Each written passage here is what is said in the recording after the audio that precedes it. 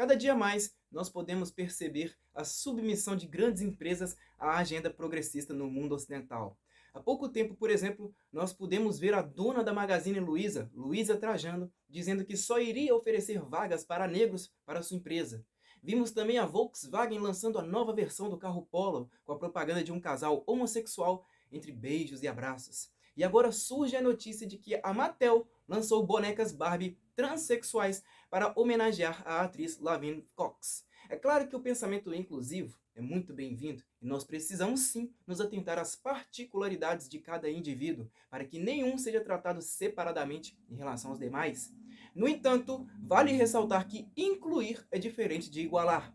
O princípio da igualdade, por exemplo, nem sempre atende a todos os públicos. Se você vender sapatos de medidas iguais para pessoas com pés de tamanhos diferentes, obviamente a igualdade não terá o seu valor. Na inclusão, não. Todos desfrutam de um mesmo recurso sem restringir nada a ninguém, o que é evidentemente mais justo e equilibrado.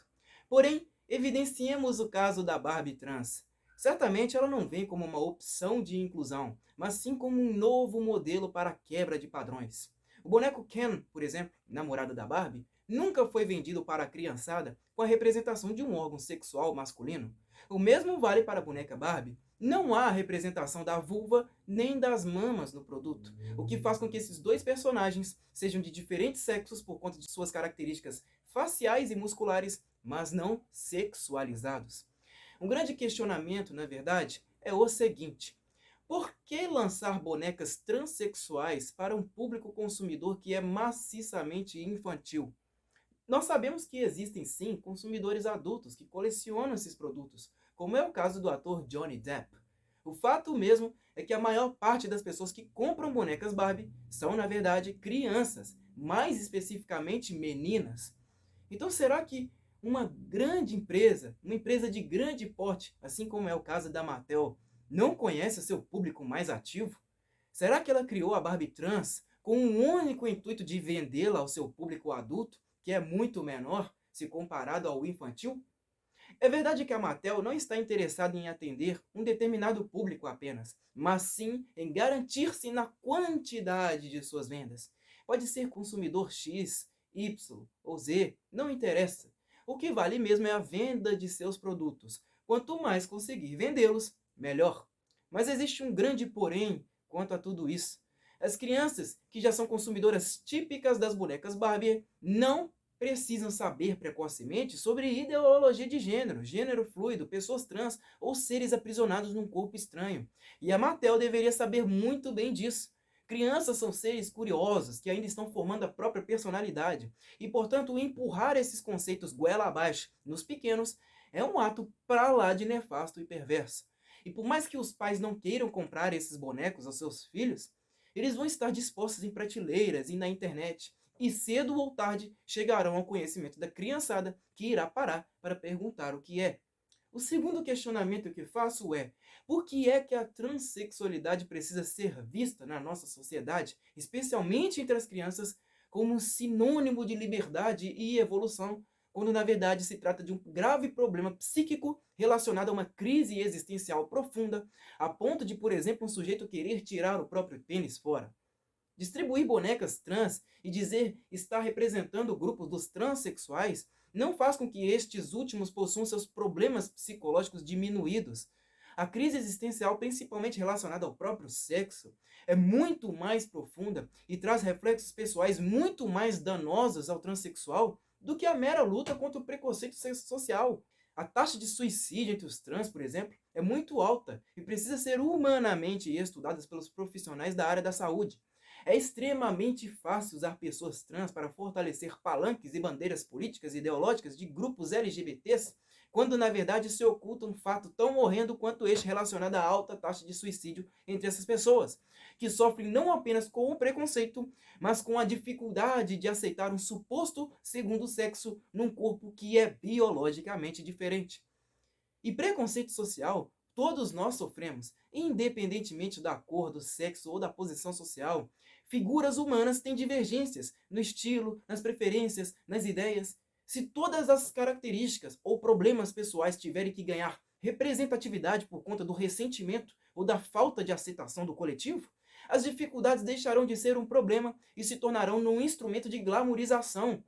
Pensemos, por exemplo, nas pessoas depressivas. Será que elas precisam de bonecas Barbie depressivas para que assim possam ganhar um certo espaço na sociedade? A transexualidade é uma condição que não pode ser analisada com glamour, mas sim com profundidade, compaixão, introspecção e perspicácia. A questão abordada aqui não se refere aos perigos que as pessoas trans oferecem à sociedade. É claro que não. Estamos falando do perigo da transexualidade ao próprio transexual e a transexualidade como normativa e imposição, principalmente sobre a criançada, que é obviamente a nossa futura geração. Uma criança não tem que aprender sobre sexo tão cedo assim. Estamos dando espaço para uma sociedade cada vez mais sexualizada e sodomita. E repito, a transexualidade deve ser vista como um transtorno psíquico que pode aviltar contra a vida da própria pessoa trans. Tanto que já são mais de 40% de suicídios entre este público, segundo o jornal Gazeta do Povo. E um dos motivos para tantos suicídios assim são os inúmeros casos de pessoas que buscam fazer o processo de destransição, já que essas pessoas não passam por um tratamento médico eficiente, como um apoio psicológico consistente e preciso antes da sua cirurgia para a troca de sexo. Muitas dessas pessoas, infelizmente, acabam se matando justamente por conta da falta de atenção médica. Nós, conservadores, prezamos pela vida. E viver não é simplesmente vagar por aí, enquanto as tuas próprias emoções te dominam, simplesmente para satisfazer um grupo X que te usa como objeto para palanque político ou ideológico. Uma sociedade sexualizada é, obviamente, totalmente escrava de suas emoções. Pessoas trans não podem ser tratadas como moeda política e meros objetos sexuais para fortalecer bandeiras. Mais ainda, a classe médica precisa garantir que mais pessoas fazendo cirurgias para a troca de sexo são menos pessoas transtornadas na sociedade. Porque se isso não for garantido, nós conservadores iremos combater até a morte sim. A patrulha lacradora está tomando conta de todo o espaço público e está cada vez mais perigoso ser um homem ou ser uma mulher na sociedade. Isso é, o mundo ocidental está destruindo o cristianismo cada dia mais. E essa tentativa de normalizar a sexualização na sociedade já é antiga. Os sociólogos marxistas frankfurtianos, como Herbert Marcuse, já propunham a revolução sexual de toda a sociedade a fim de subverter e destruir os pilares da civilização ocidental. As evidências hoje são claríssimas, principalmente no âmbito cultural. Querem acabar de vez com a nossa sociedade, inclusive com as nossas crianças. Nós não podemos deixar que isso aconteça. Assim como Martin Luther King dizia, o comunismo só existe hoje porque o mundo está deixando de ser suficientemente cristão.